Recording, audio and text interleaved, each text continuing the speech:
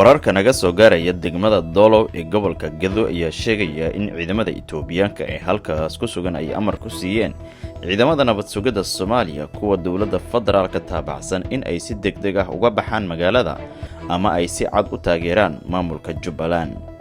amarkan waxaa si toos ah loogu gudbiyay taliyaha NISA ee degmada Doolow Shiiqaalow iyo ciidankiisa kadib markii odayaasha deegaanka la kulmay saraakiisha Itoobiyaanka ah oo fariintan gacanta ku dhigay.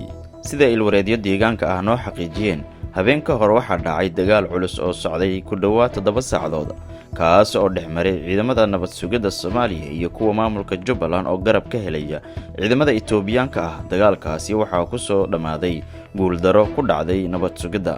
taliye Shiiqaalow iyo ku dhawaad 20 askari oo uu hogaaminayay ayaa markii dambe gacanta u galay Itoobiyaanka kuwaasi oo si degdeg ah ugu wareejiyay odayaasha deegaanka si ay ugu fogaadaan dagaal kale oo dhiig badan ku daato.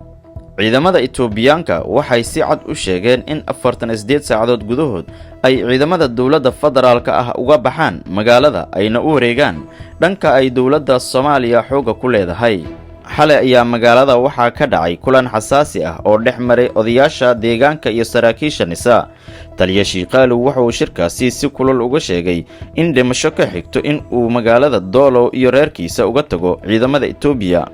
waxaa lagu balmay kulan kale galabta oo talaado ah dhici doona, hase yeeshee lama saadaalin karo wixii ka soo bixi doono.